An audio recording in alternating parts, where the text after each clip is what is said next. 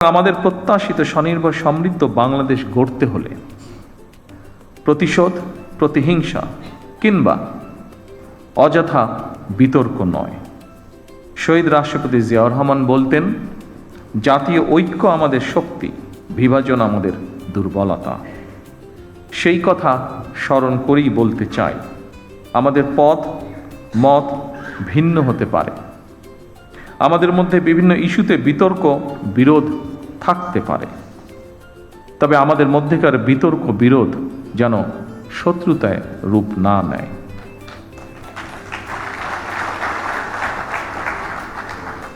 দেশের স্বার্থে অবশ্যই সে ব্যাপারে আমাদের সবাইকে অত্যন্ত সতর্ক থাকা জরুরি, কারণ বাংলাদেশের স্বার্থ বিরোধী চক্র এখনো সুযোগের অপেক্ষায় রয়েছে। সম্মানিত সুধীবৃন্দ, সম্মানিত সভাপতি, দুর্নীতি দুঃশাসনে পর্যদস্ত একটি ভঙ্গুর অর্থনীতি, দুর্বল শাসন কাঠামো আর অবনতিশীল আইনশৃঙ্খলা পরিস্থিতির ভেতর দিয়ে নতুন সরকার যাত্রা শুরু করেছে।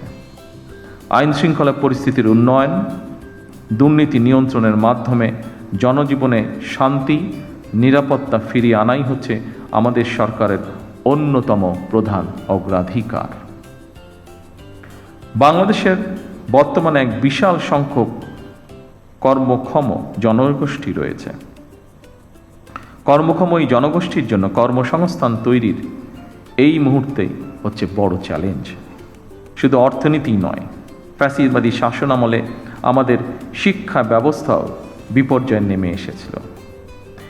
এমনকি ইন্টারিম গভর্নমেন্টের সময়ও শিক্ষা ব্যবস্থায় শৃঙ্খলা ফেরেনি দুঃখজনকভাবে। বর্তমান প্রতিযোগিতামূলক বিশ্বে টিকে থাকতে হলে দেশের শিক্ষা ব্যবস্থাকে আধুনিক এবং অবশ্যই কর্মমুখী করতেই হবে।